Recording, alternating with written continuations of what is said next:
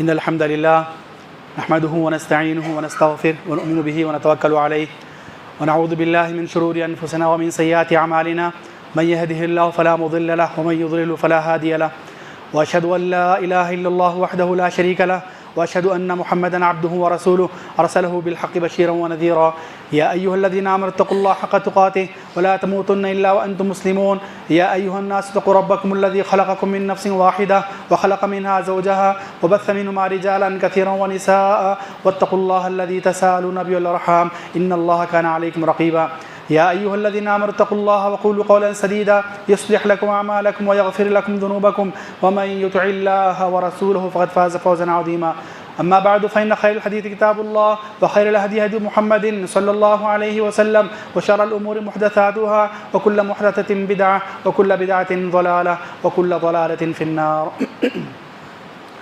محترم سامعین، برادران اسلام اور خواتین، اللہ رب العالمین نے ہمیں جس دین پر چلنے کا حکم دیا وہ دین خالص ہونا چاہیے. اللہ رب العالمین نے فرمایا فَاعْبُدِ اللَّهَ مُخْلِصًا لَهُ الدِّينَ أَلَا لِلَّهِ الدِّينُ الْخَالِص. اے محمد، آپ اللہ تعالیٰ کے لیے دین کو خالص کر کے عبادت کیجئے، اور یاد رکھیے اللہ تعالیٰ جس دین کا آپ سے مطالبہ کرتا ہے وہ خالص ہونا چاہیے. لہٰذا ایک بحیثیت مومن اور بحیثیت کلمہ کو مسلمان ہمارا یہ فرض بنتا ہے کہ عقائد کے باب میں ہو، عبادات کے باب میں ہو، معاملات کے باب میں ہو، تجارت اور لین دین کے معاملے میں ہو، ہم ایسے دین پر عمل کریں جو خالص ہو، اس میں کسی طرح کی ملاوٹ نہ ہو، اس میں کسی طرح کا جھول نہ ہو، اس میں کسی طرح کا حذف و اضافہ نہ ہو، اس میں کسی طرح کی باہر کی چیز کا اندر داخلہ نہ ہو. ایسے دین کو خالص کہا جاتا ہے. اور محترم سامعین، دنیا میں جو مسلمان ہم دیکھتے ہیں، اس وقت دنیا میں جو مسلمان ہمیں نظر آتے ہیں، ان میں کئی طرح کی قسمیں ہیں. صرف دین پر چلنے کے اعتبار سے اگر ہم دیکھیں یا عقائد کے باب میں اگر ہم دیکھیں تو ہمیں نظر آتا ہے کہ ایک تعداد ایسی بھی دنیا کے اندر جو موحد ہے، توحید پرست ہے، بدعت و خرافات سے مکمل دور ہے، اور ایسے ہی دین پر عمل کرتی ہے جس کی کوئی نہ کوئی دلیل قرآن سے یا حدیث سے ہمیں ملتی ہے. اس کے برخلاف ایک بڑی تعداد دنیا میں ایسی ملتی ہے مسلمانوں کی جو دین کے نام پر ایسے ایسے کام کیا کرتے جن کا نہ قرآن کریم سے کوئی تعلق ہے نہ حدیث نبویہ سے کوئی تعلق ہے. صاف الفاظ میں ہم جسے بدعت و خرافات کہتے ہیں. محترم سامعین، بعض مہینے ہجری کے بعض مہینے بہت اعتبار سے مشہور معروف ہوا کرتے ہیں. جس مہینے سے ہم لوگ گزر ربیع الاول کا مہینہ، یہ عالم اسلام کے مسلمانوں کے لیے بہت ہی اہمیت کا حامل ہوا کرتا ہے. کیونکہ اسی مہینے میں نبی کریم صلی اللہ علیہ وسلم کی آمد ہوئی، آپ کی پیدائش ہوئی، اور نبی کریم صلی اللہ علیہ وسلم کے نبوت کے تعلق سے سارے انبیاء کرام نے اپنی امتوں کو کہا تھا وَمُبَشِّرًا بِرَسُولٍ يَأْتِي مِن بَعْدِ اسْمُهُ احمد. ہر نبی نے کہا تھا کہ ایک آخری نبی آئیں گے جن پر جو ہے اللہ رب العالمین ہر نبی سے کہا تھا کہ آخر میں ایک نبی آئیں گے جن کا نام احمد ہوگا، تمہیں ان پر ایمان لانا ہوگا. تو نبی کریم صلی اللہ علیہ وسلم کو دنیا میں پیدا ہونا ایک بہت بڑی نعمت تھی، ایک بہت بڑی نعمت تھی. اور قیامت کی جو مختلف علامتیں تھیں وہ نبی کریم صلی اللہ علیہ وسلم کو دنیا میں آنے سے بھی شروع ہو چکی تھی. المہم، لیکن میلاد کے طور پر ہمارے مسلم سماج میں یا دنیا کے مختلف ممالک مختلف خطوں میں جو میلاد منایا جاتا ہے، اس کے تعلق سے ہر ذی عقل انسان جانتا ہے. مجھے آج کے خطبہ جمعہ میں میلاد کی عدم مشروعیت سے کچھ نہیں کہنا ہے. ہم جانتے بھی ہیں کہ ناجائز ہے اس کا منانا. میں بس ہمیں یہ بتانا چاہتا ہوں، میں آپ کو یہ بتانا چاہتا ہوں کہ بدعات کسے کہا جاتا ہے، بدعات کے سماج پر کیسے کیسے نقصانات ہوا کرتے ہیں، اور بدعات کے آنے سے سماج میں کیا کیا برائیاں در آتی ہیں. پھر بدعات کے تعلق سے قرآن و حدیث میں ہمیں کیا بتایا گیا ہے، اس کے تعلق سے کچھ باتیں میں آپ کو بتانا چاہتا ہوں. دیکھیے محترم سامعین، ہمیں سے جتنی تعداد بیٹھی ہوئی ہے، ہمیں سے اکثریت انشاءاللہ موحد ہیں، کتاب و سنت پر چلنے والے ہیں. لیکن جیسے جیسے زمانہ گزرتا جا رہا ہے، علم کی کمی کی بنیاد پر یا دنیاوی چیزوں میں زیادہ مصروفیت کی بنیاد پر ہم میں سے بہت سے لوگوں نے دین کو صحیح طریقے سے پڑھا بھی نہیں ہے. بہت سی معلومات جو ہم دین کے نام پر لیتے ہیں سنی سنائی ہیں، لیکن ایک مسلمان کو تمام معاملات، تمام معلومات، بھلے وہ عقائد سے متعلق ہوں، عبادات سے متعلق ہو، سیاست سے متعلق ہو، تجارت سے متعلق ہو، کتاب و سنت کے دلائل کی روشنی میں لینا چاہیے. ہم میں سے اکثر یہ سنا ہوگا کہ بدعت ہے، یہ بدعت ہے، وہ بدعت ہے، اور ہم بدعت کو برا بھی سمجھتے ہیں۔ الحمدللہ ہم بدعت کے قریب بھی جانا نہیں چاہتے ہیں، اور بدعتی انسان سے ہم لوگ تھوڑا نفرت بھی کرتے ہیں، لیکن کیا ہم جانتے ہیں علی وجہ البصیرہ دلائل کی روشنی میں کہ بدعت کسے کہا جاتا ہے؟ کیا ہر چیز بدعت کہلاتی ہے؟ بدعت کے سماعت پر کیا کیا نقصانات ہیں؟ کیا ہم نے کبھی اس تعلق سے جاننے کی کوشش کی ہے؟ سب سے پہلے عربی زبان میں بدعت کی الگ تعریف ہے، لیکن شریعت کی اصطلاح میں شریعت کی بدعت کہا جاتا ہے۔ ایک مشہور و معروف محدث ہیں حافظ ابن حجر رحمہ اللہ الحنبلی رحمہ اللہ، انہوں نے اپنی کتاب جامع العلوم الحکم ایک تعریف بیان کی ہے۔ وہ فرماتے ہیں کہ ما لیس لہا اصل من الشریعۃ یرجع الیہ وہی البدع، ہر وہ کام کتاب و سنت میں حوالے کے طور پر اسی کوئی دلیل نہیں ملتی ہے، ہر وہ عمل کتاب و سنت میں دلیل کے طور پر جسے کوئی دلیل نہیں ملا کرتی ہے اسی کو بدعت کہا جاتا ہے۔ یہ عام تعریف ہے، یعنی ہر وہ عمل جو دین کے نام پر کیا جائے، ثواب کے نام پر کیا جائے، بھلے اس کا تعلق عقائد سے ہو یا نماز روزوں عبادات سے ہو یا ہماری طرز زندگی سے متعلق ہو، خوشی اور غم سے متعلق ہو، شادی بیاہ جنازے کے مسائل سے متعلق ہو یا تجارت سے متعلق ہو، کسی بھی تعلق سے دین سے متعلق ہر وہ عمل یا ہر وہ کام جس کے لیے کتاب و سنت سے کوئی دلیل نہیں ملتی ہے اسی کو بدعت کہا جاتا ہے۔ شیخ الاسلام ابن تیمیہ رحمہ اللہ نے ایک اور تعریف بیان فرماتے ہیں کہ ما خالف الکتاب والسنت او اجماع السلف الامہ، ہر وہ عمل جو قرآن کے بھی مخالف ہو، حدیث کے بھی مخالف ہو، علماء سلف کبار علماء اکرام نے جو امت پر اجماع کیا ہے جن چیزوں کا اس کے بھی خلاف ہو، من الاعتقادات والعبادات، عبادات کے معاملات میں بھی عقائد کے معاملات میں بھی ہر وہ عمل جو کتاب و سنت کے خلاف میں نظر آتا ہے اسی کو بدعت کہا جاتا ہے۔ بعض لوگ ایک اعتراض یہ کرتے ہیں جب ہم کہتے ہیں کہ بھائی یہ بدعت ہے، یہ چیز کتاب و سنت سے ثابت نہیں ہے، بھائی یہ چیز کتاب و سنت سے کوئی دلیل نہیں ملتی ہے، تو کہتے ہیں کہ ہو سکتا ہے بدعت حسنہ ہو، جیسا کہ عموماً میلاد النبی منانے والے اکثر لوگ یہ کہتے ہیں کہ مانا کہ ان کا اعتراف ہے، میلاد النبی منانے والوں کا اعتراف ہے کہ کتاب و سنت سے میلاد النبی منانے کے لیے کوئی دلیل نہیں ہے، کسی قرآنی آیت سے، کسی حدیث نبوی سے، صحابہ کرام کا عمل، صحابہ کرام، تابعین، تبع تابعین، تبع اتباع تابعین، محدثین، مفسرین، فقہاء، علماء اسلام، مجتہدین، کسی سے بھی جو ہے یہ عمل ثابت نہیں، انہیں اچھی طرح اعتراف ہے، لیکن وہ ایک اعتراض یہ کرتے ہیں کہ ہاں مانا کہ میلاد النبی منانا اس کے تعلق کتاب و سنت سے نہیں ہے، لیکن یہ بدعت حسنہ ہے، یہ اچھی بدعت ہے، یہ بدعت مردودہ نہیں ہے، بدعت حسنہ ہے، اور بدعت حسنہ کو اختیار کرنا جائز ہے۔ اچھا، بدعت حسنہ کے لیے وہ ایک دلیل دیتے ہیں کہ عمر بن خطاب رضی اللہ تعالیٰ عنہ کے زمانے میں ایک واقعہ پیش آیا تھا کہ عمر بن خطاب نے اس کہا کہ نعمت البدعۃ ھذہ، کہا تھا کہ کیا یہ اچھی بدعت ہے، اس کا حوالہ دے کر کہتے ہیں کہ یہ بدعت حسنہ ہے، جیسے عمر بن خطاب نے فلاں عمل کو دیکھ کر کہا تھا کہ یہ بدعت حسنہ ہے، لہٰذا یہ جو میلاد النبی کا منانا ہے وہ بھی بدعت حسنہ ہے۔ کیا اس طرح کا جواب دینا صحیح ہے؟ آئے میں آپ کو تفصیل سے بتاتا ہوں۔ نبی کریم صلی اللہ علیہ وسلم کے زمانے میں 5 وقتہ نمازیں با جماعت مسجد میں ہوا کرتی تھیں۔ قیام اللیل جو تھا وہ نبی کریم صلی اللہ علیہ وسلم با جماعت سے 3 دن صحابہ کرام کو پڑھایا۔ کتنے دن؟ 3 دن صحابہ کرام کو پڑھایا۔ جب دیکھا کہ پہلے دن کے مقابلے میں دوسرے دن تعداد زیادہ آ گئی صحابہ کرام کی پڑھنے کے لیے، اور دوسرے دن کے مقابلے میں تیسرے دن اور بڑی تعداد آ گئی رسول اللہ صلی اللہ علیہ وسلم پیچھے قیام اللیل پڑھنے کے لیے، تو نبی کریم صلی اللہ علیہ وسلم کو اس بات کا خوف ہوا کہ اگر میں صحابہ کرام کو قیام اللیل یا صلاۃ التراویح باجماعت پڑھانے لگوں تو یہ نماز فرض کر دی جائے گی۔ خود آپ نے فرمایا کہ جو ہے مجھے اس بات کا خوف ہے، انی خشیت ان تفرض علیکم، مجھے اس بات کا خوف ہے اگر مسلسل تمہیں باجماعت قیام اللیل پڑھاتا رہوں تو تم پر نماز فرض کر دی جائے گی۔ تو چوتھے دن نبی کریم صلی اللہ علیہ وسلم نہیں آئے۔ اس کے بعد صحابہ کرام جو ہے قیام اللیل کو تنہا اپنے اپنے اعتبار سے پڑھ لیا کرتے تھے۔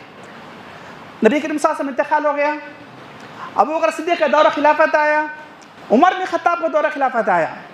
عمر بن خطاب نے دور خلافت میں دیکھا کہ مسجد نبوی میں صحابہ کرام تنہا قیام اللیل کر رہے ہیں رمضان میں آخری عشرے میں، یا کچھ صحابہ کرام 4-5 لوگ 4-5 ایک چھوٹی چھوٹی جماعت بنا کر نماز پڑھ رہے ہیں با جماعت، ڈسٹرب ہو رہا ہے، خلل ہو رہا ہے، کوئی زور سے پڑھ رہا ہے، کوئی آہستہ پڑھ رہا ہے۔ تو عمر بن خطاب نے سوچا کہ کیوں نہ سارے صحابہ کرام کو کسی ایک صحابی کے پیچھے بعد جماعت نماز کے لیے کر دیا جائے، تو اس وقت جو ماہر قرآن صحابی طبی بن کعب رضی اللہ تعالیٰ عنہ، ایک اور صحابی تھے تمیم الداری رضی اللہ تعالیٰ عنہ، ان دو صحابہ کرام کے پیچھے عمر بن خطاب رضی اللہ تعالیٰ عنہ نے سارے صحابہ کرام کو بعد جماعت نماز پڑھانے کے لیے کھڑا کر دیا۔ اس کے بعد سے صحابہ کرام نے قیام اللیل کو بعد جماعت نماز پڑھنے لگے، اور آج تک وہ سنت چلی آ رہی ہے۔ عمر بن خطاب کے دور خلافت سے لے کر آج تک بھی قیام اللیل یا صلاۃ تراویح جو ہے بعد جماعت چلی آ رہی ہے۔ تو عمر بن خطاب کچھ اور دن کے بعد آئے، دیکھا کہ سارے صحابہ کرام ایک صحابی کے پیچھے بعد جماعت قیام اللیل کر رہے ہیں، تو عمر بن خطاب نے کہا کہ نعمت البدعۃ ھذہ، یہ کیا ہی اچھی بدعت ہے، یہ کیا ہی اچھی بدعت ہے۔ تو عمر بن خطاب نے بعد جماعت قیام اللیل یا بعد جماعت نماز صلاۃ التراویح کو امت کے لیے جاری کیا تھا۔ اس دلیل کو بنیاد بنا کر، عمر بن خطاب کی اس قول کو بنیاد بنا کر کہ نعمت البدعۃ ھذہ، کیا ہی اچھی بدعت ہے، پھر عمر بن خطاب کے اس عمل کو بنیاد بنا کر کہ انہوں نے بعد جماعت نماز قیام اللیل کو ایجاد کیا تھا۔ بدعتی حضرات کہتے ہیں، میلاد بنا لے حضرات کہتے ہیں کہ یہ مانا کہ میلاد النبی ثابت نہیں ہے لیکن بدعت حسنہ ہے۔ یہ ان کا اعتراض ہے کہ بدعت میلاد النبی جشن میلاد النبی بدعت حسنہ ہے۔ تو شیخ عثیمین رحمہ اللہ نے اسے بہت اچھا جواب دیا۔ شیخ عثیمین رحمہ اللہ فرماتے ہیں کہ عمر بن خطاب رضی اللہ تعالیٰ کو جو عمل تھا یہ کوئی مردود بدعت نہیں تھی، یہ گناہ والی بدعت نہیں تھی۔ اچھا میں آپ کو ایک اور حدیث سناتا ہوں، اس سے پہلے آپ کو سمجھنے کے لیے آسانی ہوگی۔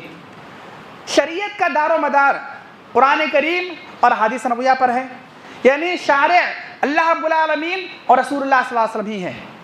ان کے علاوہ رسول اللہ صلی اللہ علیہ وسلم نے یہ بھی کہا تھا کہ علیکم بسنتی، تم میری سنت کو لازم پکڑو، وسنت الخلفاء الراشدین المہدیین، اور میرے وہ خلفاء راشدین جو ہدایت یافتہ ہیں ان کے طریقوں کو لازم پکڑو، ان کے طریقوں کو بھی لازم پکڑو۔ یعنی اس حدیث سے پتہ چلا کہ رسول اللہ صلی اللہ علیہ وسلم کے انتقال کے بعد چاروں خلفاء راشدین ابو بکر، عمر بن خطاب، علی، عثمان اور علی رضی اللہ عنہ اجمعین نے بھی جو طریقہ اپنے طور پر ایجاد کیا تھا وہ بھی ہمارے لیے سنت ہے، اس کا کرنا بھی ہمارے لیے جائز ہے۔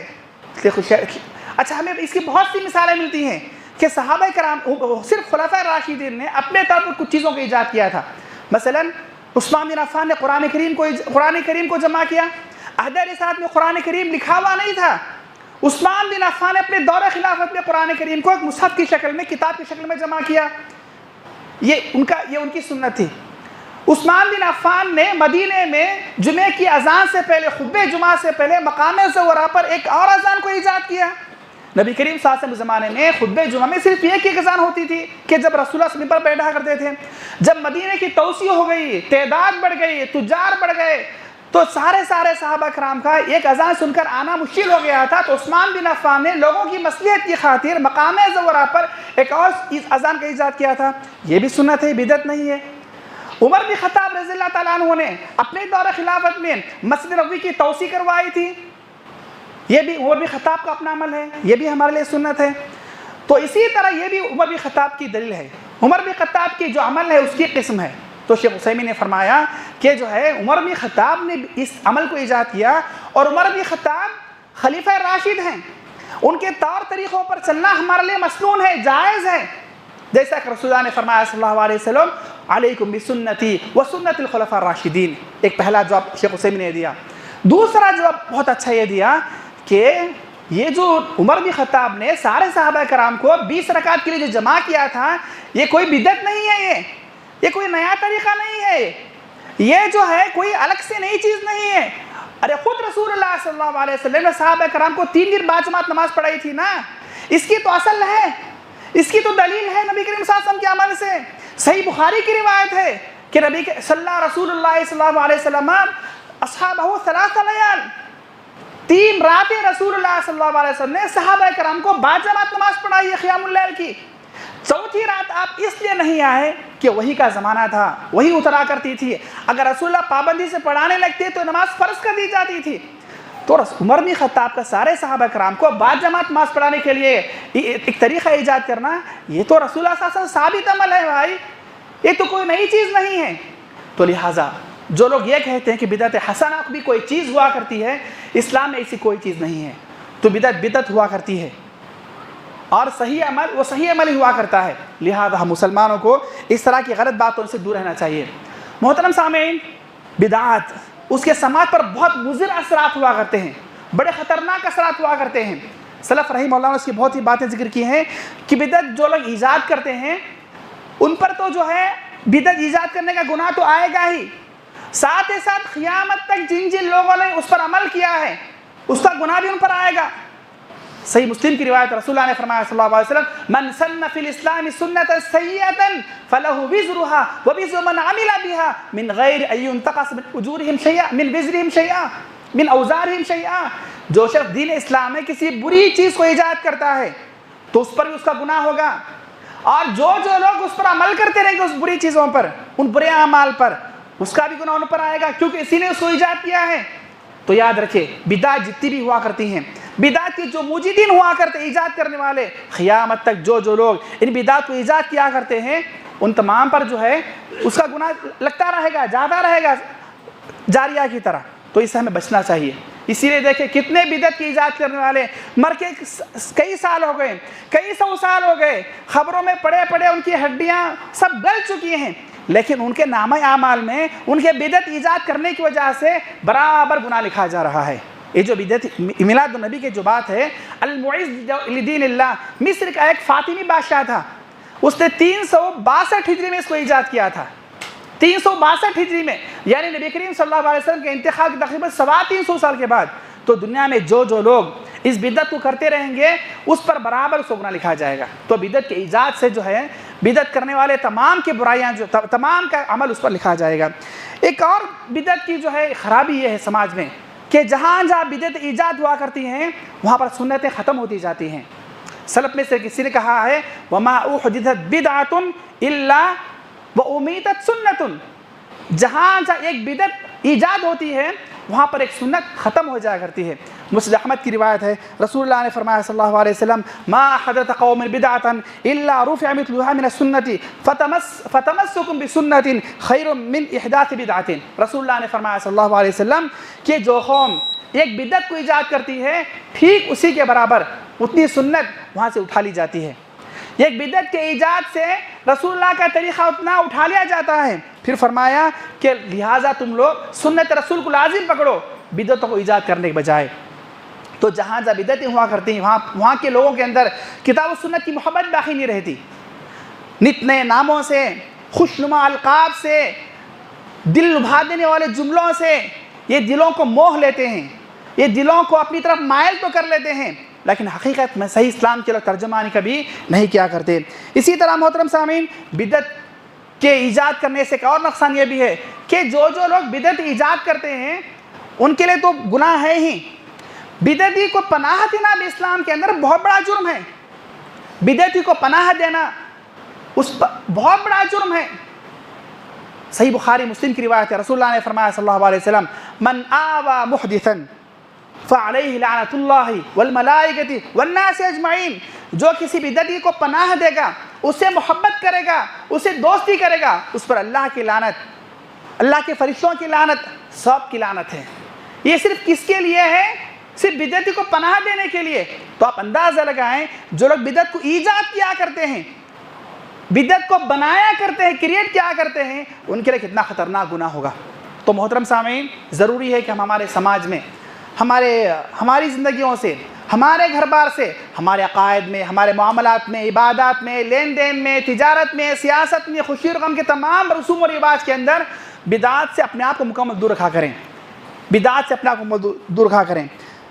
اسی طرح محترم سامنے اور مسئلہ ہے کہ جو لوگ ہمارے سماجی بدعتی ہوا کرتے ہیں، ہمارا ان سے تعامل کیسا ہو، ہمارے ان سے تعلقات کیسے ہوں.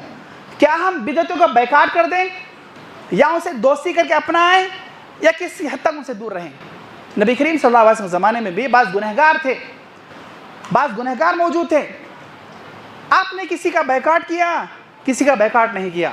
غزوہ تبوک کے اندر 3 صحابہ کرام پوری سہولیات ہونے کے باوجود بھی جنگ کو نہیں گئے تھے. کعب بن مالک، مرارہ بن ربیع اور ہلال بن امیہ. یہ وہ 3 صحابہ کرام تھے، بڑے مخلص صحابہ کرام تھے، بہت نیک اللہ والے صحابہ کرام تھے. ساری سہولیات ہونے کے باوجود بھی سستی کی وجہ سے جنگ کو نہیں گئے تھے. تو رسول اللہ صلی اللہ علیہ وسلم نے 50 دنوں تک ان کا بیکاٹ کیا. 50 دن تک سارے صحابہ کرام نے ان کا بیکاٹ کیے رکھا تھا. 50 دن کے بعد اللہ کی توبہ قبول فرمائی, اس کے بعد ساروں نے سے دوستی کر لی دوبارہ.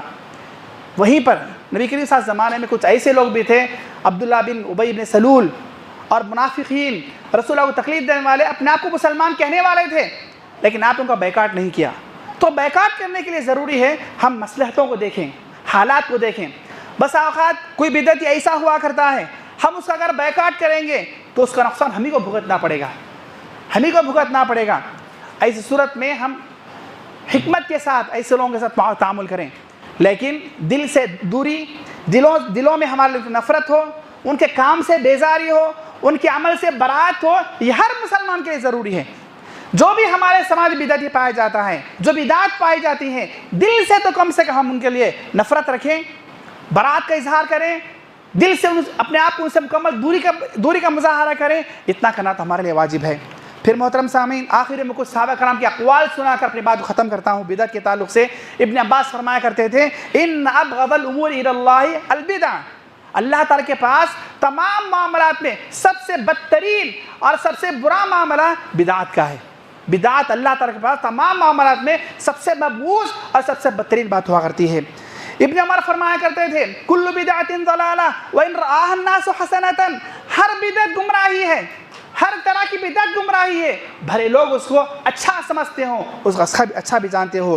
ابن مسعود فرمایا کرتے تھے, اقتصاد فی سنت خیر من اجتہاد فی بدعت, اے لوگوں سنت پر کم عمل کرنا ہے یہ بہتر ہے بدعات میں زیادہ غلو کرنے کے مقابلے میں. ہم مختصر سنتوں پر عمل کر لیا کریں, یہی ہمارے لیے بہتر ہے بدعات حد سے زیادہ آگے بڑھنے کے مقابلے میں. ابن مسعود ایک اور بات فرمایا کرتے تھے, کہتے تھے اتبعوا ولا تبتدعوا فقد کفیتم, اے لوگوں کتاب و سنت کی اتباع کرو, تمہارے لیے ہی کافی ہے. بدعات خرافات ایجاد مت کیا کرو, کتاب و سنت کے دلائل تمہارے ہر عمل کے لیے کافی ہوا کرتے ہیں. سفیان ثوری فرمایا کرتے تھے, البدعۃ احب الی ابلیس من المعصیہ, بدعات و خرافات ابلیس کے نزدیک گناہوں سے زیادہ محبوب ہیں. ایک طرف گناہ ہے اللہ تعالیٰ کی نافرمانی, ایک طرف بدعات ہے, تو ابلیس کو گناہوں سے زیادہ محبوب چیز بدعات و خرافات ہے. کیوں؟ المعصیۃ یتاب منہا, گناہ گار, گناہ کرنے والا اپنے گناہ کی توبہ ضرور کر لیتا ہے, اور گناہ کو گناہ سمجھ کر ہی کرتا ہے, گناہ کو وہ معصیت سمجھ کر ہی کرتا ہے. لیکن والبدعۃ لا یتاب منہا, بدعت کرنے والا وہ کبھی اپنی بدعت کی توبہ نہیں کرتا ہے.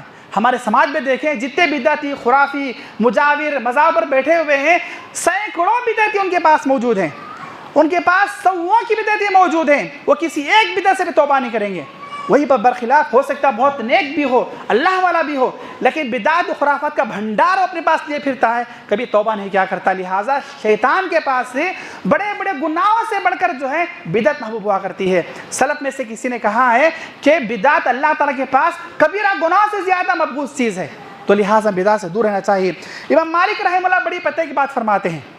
امام مالک رحمہ اللہ امام الدار الہجرہ, مدینے میں پیدا ہوئے, پوری زندگی مدینے میں گزارے, نبی کریم صلی اللہ علیہ وسلم کی قبر کے پاس بیٹھ کر موطا کا درس دیا کرتے تھے, اور اسی طرح مدینے میں آپ کی وفات ہوئی. امام الدار الہجرہ کا لقب آپ کو ملا. موطا مالک سب سے پہلے حدیث, سب سے پہلی کتاب لکھی جانے والی کتاب ہے, اس کے مؤلف وہ فرمایا کرتے تھے, من ابتدع فی الاسلام بدعۃ یراھا حسنۃ فقد زعم ان محمدا خان الرسالہ.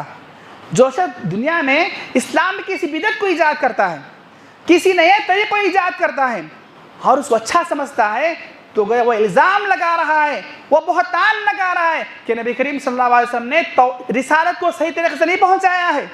یعنی یہ چیز بھی اچھی تھی, اس کو دین کا حصہ ہونا چاہیے تھا, رسول اللہ نے نہیں پہنچایا ہے, اس طرح کا الزام وہ لگا رہا ہے. جبکہ اللہ تعالیٰ فرماتا ہے الیوم اکملت لکم دینکم, دین مکمل کر دیا گیا ہے. پھر آگے وہ فرماتے ہیں کہ فما لم یکن یومئذ دینا لا یکون اليوم دینا, ہر وہ عمل, ہر وہ چیز جو حد رسالت میں دین کا حصہ نہیں تھی وہ کبھی دین کا حصہ ہو نہیں سکتی ہے, وہ کبھی دین کا حصہ ہو نہیں سکتی ہے. تو محترم سامعین, ہمارے لیے ضروری ہے کہ ہر معاملے میں ہم لوگ خالص اسلام پر عمل کریں, پیور اسلام پر عمل کریں. ہمارا دین پیور بھی ہو اور پورا بھی ہو, خالص بھی ہو, اس میں کسی طرح کی ملاوٹ نہ ہو, اور ہر بدعت سے ہم لوگ دور رہا کریں. اور سب سے بڑی چیز یہ ہے کہ علم حاصل کیا کریں. علم کے حصول سے انسان پتہ چلتا ہے کہ صحیح کیا ہے, غلط کیا ہے. ثابت شدہ کیا ہے، غیر ثابت شدہ کیا ہے، جائز کیا ہے، ناجائز کیا ہے، سنت سے ثابت شدہ عمل کیا ہے، بدعت و خرافات کیا ہیں۔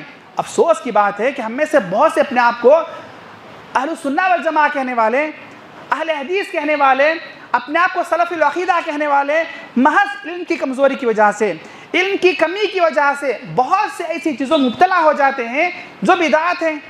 جب انہیں دلائل سے بتایا جاتا ہے کہ یہ کام آپ کا کیا ہو بدعت ہے، یہ ناجائز ہے، تب وہ افسوس کیا کرتے ہیں۔ تو محترم سامعین، ضروری ہے کہ ہم اپنے آپ کو علم سے جوڑیں، اہل علم سے تعلق رکھا کریں۔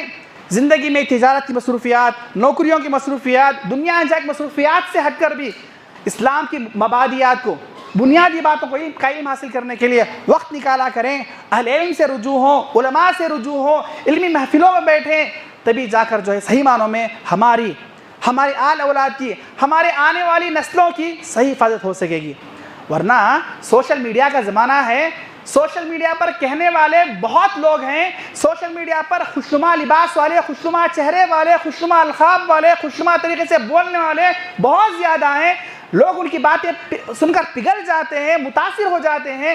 ایسے درندے، بدعت و خرافات میں ملوث ایسے بھیڑیے ہمارے نسلوں کو تباہ و برباد کر دیں گے۔ ضرورت اس بات کی ہے کہ ہم صحیح معنوں میں دین کا علم حاصل کیا کریں۔ اللہ تعالیٰ سے دعا ہے اللہ تعالیٰ مجھے آپ تمام مسلمانوں کو صحیح معنوں میں خالص اسلام پر عمل کرنے کی توفیق عطا فرمائے۔ بدعات سے، خرافات سے، غیر ثابت شدہ چیزوں سے اللہ تعالیٰ ہماری حفاظت فرمائے۔ اللہ تعالیٰ ہمیں، ہمارے آنے والے نسلوں کو تمام کو صحیح اسلام پر عمل کی توفیق عطا فرمائے۔ سبحانک اللہم ربنا و بحمدک، واشہد ان لا الہ الا انت، استغفرک و اتوب الیک۔